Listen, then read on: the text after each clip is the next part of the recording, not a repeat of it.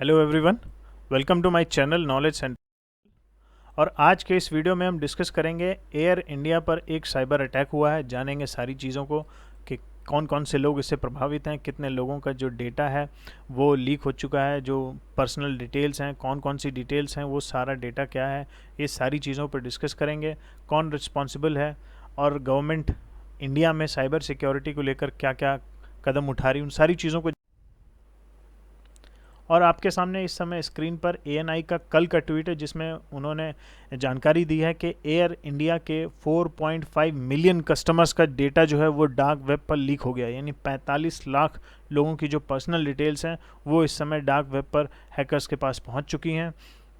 और ये जो डेटा है, ये टोटल जो ड्यूरेशन है इसमें, यानी 26 अगस्त 2011 से लेकर 20 फरवरी 2021 तक के बीच, यानी इन लगभग 10 सालों में जितने लोगों ने खुद को एयर इंडिया के साथ रजिस्टर किया है, उनसे ट्रैवल किया है, उनकी सर्विसेज ली हैं, तो उन लोगों का ये डेटा जो है वो लीक हो चुका है। और ये जो बेस है टोटल 45 लाख कस्टमर्स का, ये केवल इंडिया नहीं, ये अक्रॉस द वर्ल्ड है।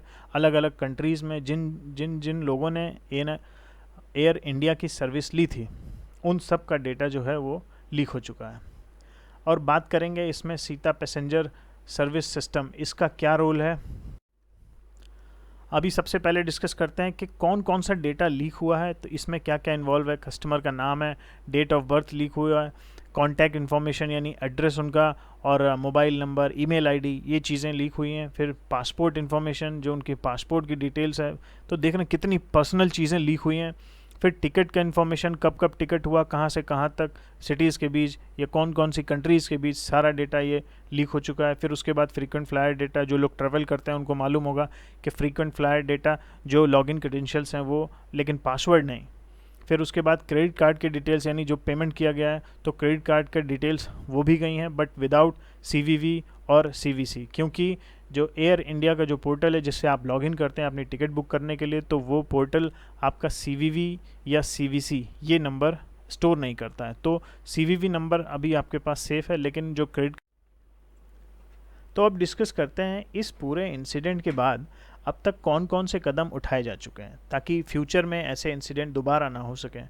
तो सबसे पहला जो कदम उठाया गया है, दैट इज़ इन्वेस्टिगेशन एक शुरू कर दी गई है इस पूरे मामले में, ताकि जानकारी मिल सके कि किस एंड पर ये फॉल्ट आई, जिस वजह से जो हैकर्स थे वो इतना बड़ा डेटा ब्रीच करने में कामयाब हो गए। फिर दूसरा है सिक्योरिंग दी कॉम्प्रोमाइज सर्वर्स, यानी जो सर्वर्स हैं जो कि जेनेवा बेस्ड जो ये कंपनी है CTAPSS, तो वहाँ पर उनके सर्वर्स हैं जो ये डेटा स्टोर करता है, तो उनको एक तरीके से सिक्योर कर लिया गया है। फिर थर्ड पॉइंट है engaging the external specialist of data security incident, यानी इस मामले के जो स्पेशलिस्ट हैं, एक्सपर्ट हैं, उनको इन्वॉल्व किया गया है। और ये वो स्टेप है जो प्रिवेंटिव मेजर हम जिसे कहते हैं, कि ये जो स्पेशलिस्ट हैं इनकी राय, इनको एंगेज करना, ये सब बहुत पहले करना चाहिए। खैर, देर आए दुरुस्त आए। फिर इसके बाद फोर्थ पॉइंट है लायलाइजिंग विद क्रेडिट कार्ड इशूअर्स, यानी एयर इंडिया जो है वो कॉन्स्टेंटली जो कस्टमर्स के क्रेडिट कार्ड इशूअर्स हैं उनके साथ कांटेक्ट में हो, फिर वो बैंक हों या कोई दूसरे फाइनेंशियल इंस्टीट्यूशंस हों, उनके साथ कांटेक्ट में हैं, ताकि जो रिस्क है इस पूरे मामले में उसको डिस्कस कर सके। तो जो भी इश्यूज़ होंगे उनको तरीके से रेक्टिफाई किया जा सके। फिर लास्ट पॉइंट है resetting password for air India frequent flyer data programme, यानी जैसा कि हमने अभी डिस्कस किया था, जो फ्रीक्वेंट फ्लायर डेटा प्रोग्राम है एयर इंडिया का, तो उसके जो क्रेडेंशियल्स हैं, तो उसमें पासवर्ड छोड़कर जो बाकी लॉगिन क्रेडेंशियल्स हैं, यानी यूज़र आईडी फॉर एग्जांपल, तो वो लीक हो चुका है। तो उस रिगार्डिंग ये भी एयर इंडिया कर रहा है कि जो पासवर्ड है। अब बात करते हैं और ऐसे कौन कौन से इंसिडेंट ऑलरेडी हो चुके हैं। तो सबसे पहला एक डोमिनोज़ इंडिया, तो डोमिनोज़ इंडिया के भी लाखों कस्टमर्स का जो डेटा है वो लीक हो गया था डार्क वेब पे। फिर SBI का, आपको याद होगा, SBI के करोड़ों कस्टमर्स का जो डेबिट कार्ड और क्रेडिट कार्ड डिटेल्स थे वो लीक हो चुके थे, जिस वजह से SBI को बहुत ही शॉर्ट टाइम में वो उन कार्ड्स को रिप्लेस करना पड़ा। फिर मोबीक्विक के साथ भी ऐसा हुआ था। एक ऑब्वियसली वॉलेट है, ई वॉलेट है, आप जानते ही होंगे। तो मोबीक्विक के जो कस्टमर्स हैं उनका भी डेटा लीक हो चुका है। आधार के करोड़ों कस्टमर्स का, मतलब करोड़ों लोगों का जो आधार की जो डिटेल्स हैं, उनका रेटिना, उनका फिंगरप्रिंट, उनकी एड्रेस और बाकी पर्सनल डिटेल्स वो लीक हो चुकी हैं। फिर बिग बास्केट के साथ भी ऐसा हुआ, अपस्टॉक के साथ हुआ, मनी कंट्रोल, जोमेटो, वनाक्राई, मतलब अभी और कई सारे इंसिडेंट हैं। तो ये रेगुलरली बढ़ते जा रहे हैं। जैसे जैसे डिजिटाइजेशन बढ़ रहा है वैसे वैसे ये साइबर रिस्क जो है, साइबर अटैक्स, ये लगातार बढ़ते जा रहे हैं। तो अब बात करते हैं सीटा PSS की। तो ये क्या है, क्या काम करती है ये कंपनी, ये सारी चीज़ें डिस्कस करेंगे। सबसे पहले इसका एक फुल फॉर्म जान लेते हैं। That is state information technology agency passenger service system. ये सीटा PSS का फुल फॉर्म है and it's a IT company based in Geneva, Switzerland. अब ये काम क्या करती है? It provides information technology and telecommunication services to the airline industry worldwide. यानी दुनिया में जितनी भी एयरलाइन इंडस्ट्रीज़ हैं उनको ये इंफॉर्मेशन टेक्नोलॉजी से जुड़े, उनके टेलीकम्युनिकेशन से जुड़ी सर्विसेज को प्रोवाइड करती है। और इसका जो प्रेजेंस है वो 200 कंट्रीज़ में है और ऑलमोस्ट 90% एयरलाइन बिजनेस को ये सर्विस देती है। मतलब इतने बड़े इम्पैक्ट पर, पूरे समझ लीजिए एयरलाइन इंडस्ट्री में इसका डोमिनेंस है कि 90% एयरलाइंस सीटा के साथ ही बिजनेस करती हैं। अब ये कौन कौन सी तरह की सर्विस देती है? तो जैसे आप लॉगिन करते हैं तो वो पोर्टल से लेकर उनका जो टेलीकम्युनिकेशन है, वो फिर चाहे वो ATC का हो या एक एयरपोर्ट से दूसरे एयरपोर्ट्स हो, इन सब रिगार्डिंग, या फिर जो उनका डेटा है, कस्टमर्स का डेटा ऑब्वियसली जिस इशू पर अभी हम बात कर रहे हैं, तो उसके सिक्योरिटी के लिए भी अपने सर्विस प्रोवाइड करती है। और सारा जो सिक्योरिटी का ज़िम्मा होता है वो सीटा PSS का होता है, जिसमें ऑब्वियसली ये फेल हो चुके हैं। और अभी ये ऐसा नहीं है कि केवल एयर इंडिया के साथ हुआ। अभी फेब में एक न्यूज़ और आई थी जब सीटा PSS के ही एक क्लाइंट है थाई एयरलाइंस, और थाई एयरलाइंस के साथ भी यही हुआ था जो एयर इंडिया के साथ हो रहा है, उनके भी लाखों। तो अब बात करते हैं साइबर सिक्योरिटी का इंडिया में क्या सीन है। तो cyber security has become an integral aspect of national security. और ये मैं क्यों कह रहा हूँ, क्योंकि अभी हमने कुछ चीज़ें डिस्कस की कि कैसे कस्टमर्स का डेटा जो है लीक हो जा रहा है। इन चीज़ों के अलावा भी, जैसे एक एग्जांपल देता हूँ आपको, कुडनकुलम न्यूक्लियर प्लांट। इस न्यूक्लियर प्लांट पर एक साइबर अटैक हुआ था जिस वजह से ये कुछ देर के लिए शट डाउन हो गया था।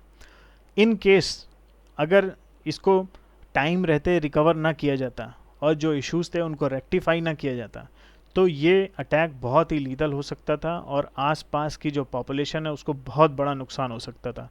और ये इंडिया के लिए बहुत बड़ा एक, मतलब एक शर्मनाक इंसिडेंट भी होता, प्लस जो लॉस होता वो अलग।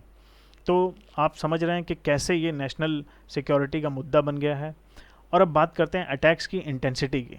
तो साइबर अटैक्स की जो इंटेंसिटी है वो 194% इंक्रीज़ हो गई है।